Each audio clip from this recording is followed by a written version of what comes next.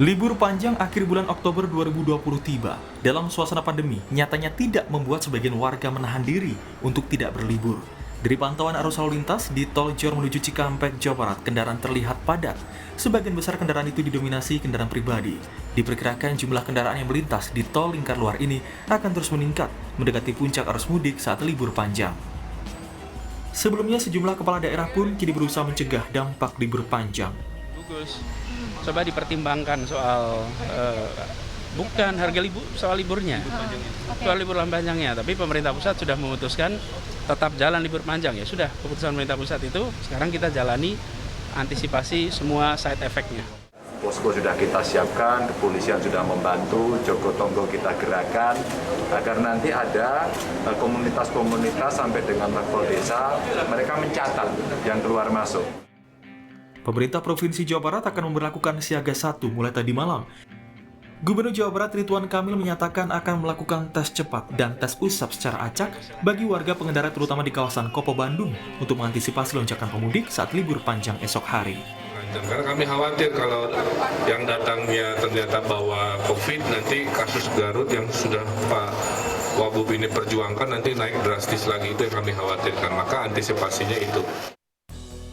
Dari permodelan yang bersumber dari Fakultas Kesehatan Masyarakat Universitas Indonesia, Bappenas dan covid.go.id menunjukkan ketika lebih dari 40% penduduk berdiam diri di rumah, tidak terjadi peningkatan kasus harian, bahkan menurun sekitar 500 kasus per hari. Tren sebaliknya, ketika proporsi penduduk yang berdiam di tempat tinggal kurang dari 40% menunjukkan setiap penurunan 1%, peningkatan jumlah kasus baru sebanyak 500 kasus per hari. Permodelan menunjukkan porsi jumlah warga yang tinggal di rumah berkaitan dengan kenaikan kasus baru COVID-19. Dengan demikian, pergerakan orang selama libur panjang berpotensi menambah lonjakan kasus baru seperti yang terjadi pada libur panjang Idul Fitri dan Hari Kemerdekaan yang lalu. Libur panjang pada 1,5 bulan yang lalu mungkin, setelah itu terjadi kenaikan yang agak tinggi. Oleh sebab itu ini perlu kita bicarakan agar kegiatan libur panjang dan cuti bersama ini jangan sampai berdampak pada kenaikan kasus COVID. Menahan diri untuk berlibur di rumah saja perlu menjadi kesadaran setiap orang. Jangan sampai berniat bahagia justru menjadi celaka akibat penyebaran virus corona. Tim Liputan, Kompas TV.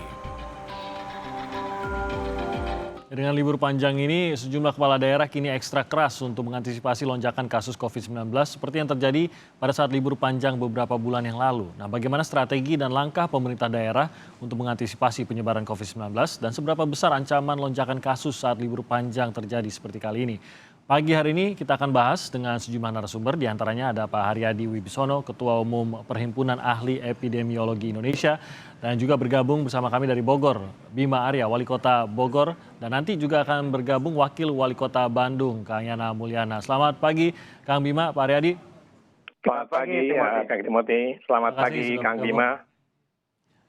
Ya, saya mau ke Pak Wali Kota dulu nih, Kang Bima. Sudah terdeteksi belum nih, berapa banyak sih sebenarnya warga Jakarta ini yang sudah masuk ke Bogor dan perkiraannya ini apakah, karena liburnya masih panjang, apakah masih akan bertambah terus dalam 1-2 hari ke depan nih Kang Bima?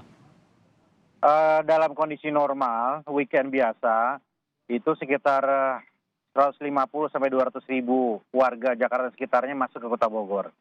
Dalam kondisi long weekend itu angkanya bisa sampai 300 sampai 400 ribu. Hari pertama long weekend kemarin kami belum melihat adanya lonjakan, masih relatif landai begitu. Tapi Kamis, Jumat, Sabtu ini kami antisipasi ada lonjakan yang besar sehingga kita semua siaga dan maksimal di sub, lantas, Pol PP, relawan-relawan juga turun ya akhir minggu ini, dan sebagian besar ASN ini tetap siaga, tetap di Kota Bogor. Jadi prediksinya justru puncaknya belum nih ya? Belum. Ya, kalau kita antisipasi mulai hari ini. Kemarin masih landai. ASN sendiri tidak disarankan atau sebenarnya dilarang tuh? Setahu saya di Bogor, Wali Kota Anda melarang atau tidak menyarankan ASN untuk berlibur keluar dari Kota Bogor? Nggak melarang, tapi kita atur jadwal tiket. Jadi mulai kemarin itu diatur jadwal piketnya, dimonitor beberapa shift gitu. Kemudian bagi ASN yang keluar kota langsung lapor ke wali kota, dan pulang dari luar kota ke Bogor diwajibkan untuk isolasi dan swab sebelum kembali beraktivitas bekerja. Adakah sanksi atau hukuman bagi mereka yang mungkin diam-diam atau tidak melakukan swab pada saat kembali ke Bogor? Oh, semua kan ada aturannya, Timothy. Mulai dari teguran keras ya sampai hal yang paling berat ya. Tapi saya kira insya Allah semua mentaati karena semua yang keluar kota lapor langsung ke saya. Oke, nah antisipasinya bentuknya seperti apa? Khususnya untuk daerah-daerah wisata, apa yang sudah dipersiapkan atau diwajibkan oleh pemerintah kota kepada para penyelenggara atau mereka yang mengelola area-area wisata di Bogor? Yang pertama, pembatasan kapasitas tetap berlaku di masa PSBMK ini, yaitu 50%. Yang kedua, kita siapkan 3.000 rapid test sampai hari Minggu. Jadi mulai kemarin, kita random di beberapa tempat wisata. Pengunjung kebun raya, pengunjung jungle, rumah makan, restoran, terminal, stasiun, itu kita lakukan rapid test. Ya, sekitar 3.000 lah kita targetkan sampai hari Sabtu. Itu yang pertama. Yang kedua, kita juga mengerahkan relawan-relawan. Kita ada tim elang yang fokus di protokol kesehatan. Teman-teman KNPI, AMPI disupervisi oleh polisi dan Pol PP yang setiap hari ada 2 shift untuk terus berputar begitu. Ditambah lurah dan camat di pusat kota yang kita kerahkan juga untuk memastikan pusat kota aman terkendali, lalu lintas landai ya terutama, dan juga ditaatinya protokol kesehatan di tempat umum. Oke, itu langkah-langkah yang dilakukan dari Kota Bogor. Saya ke Pak Aryadi. Kalau tadi kita lihat contohnya beberapa bulan lalu juga ada liburan panjang atau akhir pekan yang panjang dan ternyata jelas ada kenaikan akibat aktivitas tersebut.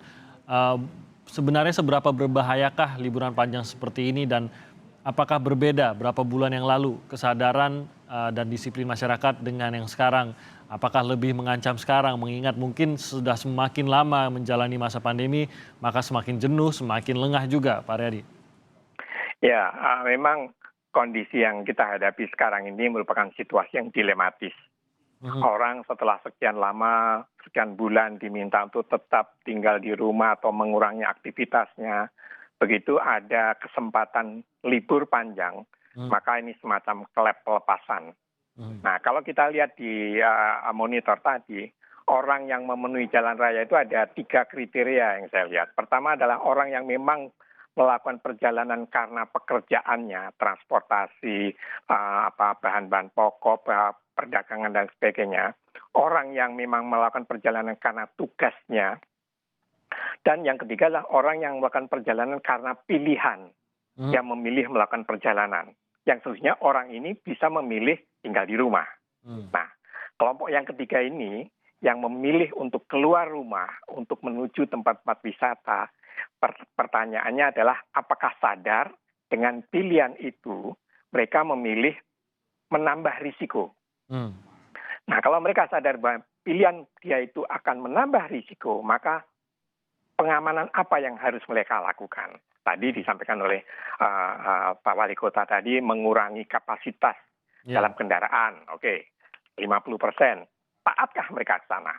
Yang kedua, apakah mereka menggunakan pengaman, pakai masker, dia cuci tangan dan sebagainya. Yang ketiga, yang menurut saya agak susah untuk ditaati, adalah berhenti di tempat-tempat umum, tempat makan, rest area, dan lain sebagainya. Menghindari kerumunannya susah. Di tempat tujuan wisata tadi, kalau sudah ketemu di tempat wisata, adalah manusiawi kalau orang lalu melupakan bahwa dia harus menjaga jarak, dia harus memakai masker. Nah, dengan kondisi semacam itu, maka mau tidak mau, risiko pasti akan meningkat. Saya hargai, saya hormati kebijakan pemerintah daerah dalam ini Wali Kota Bogor, Bandung, dalam mengantisipasi. Namun, suatu keniscayaan bahwa terjadinya peningkatan itu pasti terjadi. Sehingga memang setelah kejadian ini pengamanan ataupun kewaspadaan itu harus ditingkatkan. Namun saya mengatakan peningkatan kasus itu adalah suatu hal yang keniscayaan yang memang akan kita hadapi. Jadi menurut Anda dengan perputaran manusia sebesar ini, peningkatan itu pasti terjadi. Dalam arti kemungkinan penyebaran itu sudah pasti meningkat. Hanya saja seberapa ketatnya regulasi ditekankan ataupun disiplin dari masyarakat ini yang menentukan apakah peningkatannya besar atau kecil, begitu Pak Redi? Ya, saya melihat regulasi penting. Tetapi regulasi tanpa kesadaran, maka manfaatnya tidak akan maksimal. Karena regulasi tadi tentunya harus didukung dengan kesadaran diri, bahwa saya harus menjaga diri saya. Selama regulasi itu dianggap sebagai mengurangi kebebasan, maka yang ada adalah mencari peluang-peluang untuk tidak menaati regulasi. Jadi, dari tadi yang dijelaskan Kang Bima, apakah ada yang menurut Anda bisa ditambahkan juga? Mungkin entah itu sejumlah aturan yang juga akan bisa membuat lebih aman bagi para wisatawan. ya saya sih berharap tempat-tempat wisata tadi, cara pandangnya begini, kalau pemilik tempat wisata tadi, dia tidak memperhatikan pengunjungnya, resikonya adalah di tempat wisata tadi. Sehingga pemilik tempat wisata harus ikut memastikan bahwa protokol kesehatan itu ditaati. Pakai bahasa awamnya, Pak, Ibu, kalau Bapak tidak mentaati, maka ada risiko tempat saya ditutup. Jadi dengan begitu, maka yang memiliki tempat wisata pun katakanlah melakukan patroli keliling di tempat wisatanya, Bapak, Ibu pakai masker, Bapak, Ibu jangan terlalu apa, gitu. Tanpa itu, proaktif ya? Iya, proaktif. Tanpa itu susah sekali kita mencegah untuk orang melakukan protokol kesehatan tadi. Oke, Kang Bima, untuk pengelola, pengusaha seperti yang dikatakan Pak Redi tadi, bagaimana sosialisasi terhadap mereka dan juga penekanan bahwa kalau ada yang tidak serius dalam menjalankan protokol kesehatan di lokasi wisata ataupun lokasi entah jasa atau restoran dan lain-lain mereka, maka akan ada entah itu sanksi ataupun teguran keras bagi mereka, dan apa yang sudah dipersiapkan oleh pemerintah Kota Bogor? Di Bogor ini ada tim Merpati dan tim Elang. Tim Merpati ini adalah unit edukasi. Ya, isinya tokoh agama dan dokter-dokter yang berkeliling setiap hari untuk memberikan edukasi. Yang kedua adalah tim Elang. Isinya teman-teman aktivis pemuda dengan polisi dan Pol PP yang di situ mereka juga memberikan peringatan dan tindakan dan pemberlakuan sanksi. Mulai dari sanksi yang ringan ya seperti kerja sosial ya, ataupun ada denda dan bisa ditutup unit usahanya. Sudah ada beberapa unit usaha yang ditutup karena melanggar atau bahkan ada yang sempat didenda 5-10 juta. Ini kita sudah berlakukan ya sejak beberapa bulan terakhir. Itu yang pertama. Yang kedua, kami wajibkan juga unit usaha ini, kantor, restoran untuk juga memiliki satgas COVID masing-masing. Mereka lah yang kemudian melakukan pengawasan terhadap protokol kesehatan. Dan berdasarkan catatan kami, sampai saat ini polanya sama. Klaster nomor 1 keluarga, nomor 2 perkantoran, angkanya di atas 50%, namun dari rumah makan restoran kecil sekali, angkanya 3% saja. Nah, karena kami melihat memang di rumah makan restoran ini, pertama protokol kesehatannya relatif lebih taati, interaksinya juga nggak terlalu lama, kemudian masing-masing pemilik rumah makan restoran sudah punya kesadaran tinggi. Kalau ada pelanggaran ya kita denda atau kita tutup gitu. Dan ini sudah disadari betul oleh para pengusahanya. Sudah jalan berapa bulan terakhir ini kok. Oke. Lalu kerjasama dengan aparat seperti apa, Kang Bima, khususnya untuk itu tadi, kalau dari pemerintah kota kan tadi ada tim Elang, ada tim Merpatinya, tapi tentu saja juga pasti ada juga pengerahan dari kepolisian juga bekerja sama dengan pemerintah kota untuk mengawasi, entah itu salah satu kepatuhan dari para pengelola dan pengusaha, tapi di sisi lain kepatuhan juga atau disiplin dari para pengunjung. Berapa banyak nih yang sudah dikerahkan bekerja sama dengan pemerintah kota? Kan saya sampaikan tadi, di tim Elang itu ada teman-teman dari kepolisian. Jadi sudah termasuk dalam 2 tim itu? Ada. Jadi di tim Elang ini ada polisi, ada Pol PP dan anak-anak muda. Tetapi kami di Bogor juga sepakat ya, Pak Kapolres dan Pak Dandim juga sama-sama turun. Artinya Forkopimda itu juga masuk, bukan saja ke tempat-tempat umum ya, tapi ke wilayah-wilayah, ke kecamatan, kelurahan, kan kita ada unit lacak dan unit pantau. Jadi kalau ada persoalan di wilayah, ini TNI dan Polri juga sama-sama turun. Kan banyak persoalannya, bukan saja yang nggak taat protokol kesehatan, tapi yang membangkang tidak mau diisolasi, yang kemudian protes di rumah sakit dan lain-lain. Ini TNI dan Polri ini sama-sama turun kok ke wilayah dengan kita. Jadi ya memang ada pengerahan. Sebesar apa timnya, mungkin bisa diceritakan Kang Bima? Oh, kalau tim elang ini satu kali shift ya 5 sampai 10 orang berkeliling dibagi menjadi 2 shift ya, itu tingkat kota. Tetapi di tingkat wilayah kan masing-masing ada. Kecamatan, kelurahan, Babinsa, Babin Kamtipmas ya, masing-masing ada juga tugasnya. Oke, dan sejauh ini laporan lancar ya, tidak ada pelanggaran-pelanggaran setidaknya sejak liburan panjang lah atau cuti bersama. Sejauh ini masalah utama di Kota Bogor adalah klaster keluarga dan perkantoran itu. Oke. Jadi kita fokus ke perkantoran ya. Kita lihat rumah makan dan restoran walaupun betul masih ada yang nakal dan bandel, tapi tingkat pelanggarannya tidak terlalu besar. Dan angka menunjukkan yang terpapar di rumah makan restoran, tempat umum, pasar atau mal itu sekitar 3-5% saja. Oke. Mungkin komentar dari Anda Pak Haryadi bahwa memang klaster kantor dan keluarga sebenarnya masih lebih mengancam dibandingkan klaster liburan. Ya, menurut saya kita perlu meluruskan kembali klaster perkantoran. Klaster perkantoran itu adalah adanya kasus, sejumlah kasus lebih dari satu yang terjadi di perkantoran. Menjadi pertanyaan, apakah dia tertularnya di kantor atau dia tertularnya di luar kantor atau di rumah. Nah, sehingga dia datang ke kantor sudah dalam keadaan terinfeksi, kemudian beberapa orang juga saling menularkan. Jadi nah, ini yang terjadi. Makanya tadi saya juga menggarisbawahi yang disampaikan Kang Bima tadi, klaster keluarga itu yang memang paling dikhawatirkan. Satu orang anggota keluarga yang terinfeksi, dia tidak bergejala. Dia pulang di rumah, maka entah mertuanya, entah orang tuanya yang usia lanjut, itu sasaran nomor 1 yang akan mudah terinfeksi. Kemudian anak dan istrinya, sehingga terjadilah klaster keluarga.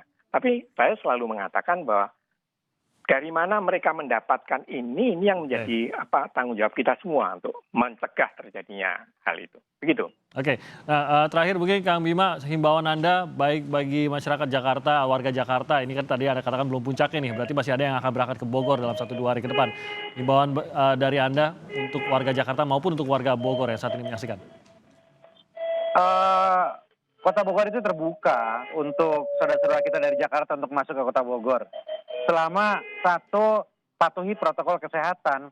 Jadi siap-siap aja kalau lagi nongkrong di rumah makan restoran, kemudian ditegur karena abai, nggak jaga jarak, berkerumun atau nggak pakai masker. Jadi pahami bahwa itu ikhtiar kami untuk menjaga saudara-saudara kita juga supaya tidak terpapar. Itu satu. Nah, yang kedua untuk warga Bogor, ya saya menghimbau long weekend ini sebaiknya kalau nggak di rumah, kita gunakan waktu untuk berkebun atau bebersih deh. Ini saya sekarang akan rapel siaga bencana, kita akan turun ke Sungai Ciliwung membersihkan kotoran-kotoran di sana supaya nggak banjir. Jadi ini long weekend ini selain ancaman COVID juga ancaman bencana alam loh, longsor, hujan dan lain-lain ya. Nah jadi kita himbau warga Bogor untuk yang di rumah ini ya bersih deh, saluran air normalisasi, turun ke sungai, bersihin sampah, berkebun, menanam, lubang biopori dan lain-lain. Jadi bukan saja diam di rumah, tapi diam dan produktif. Waktu yang tepat untuk mengantisipasi hal tersebut. Wali Kota Bogor, Bima Arya, terima kasih banyak atas waktunya pagi hari ini. Kang Bima sendiri akan melanjutkan dengan apel yang tadi diceritakan oleh Kang Bima. Dan Pak Haryadi tetap bersama kami juga. Nanti kami akan bergabung dengan Wakil Wali Kota Bandung, Kang Yana, yang akan bergabung usai jeda berikut ini.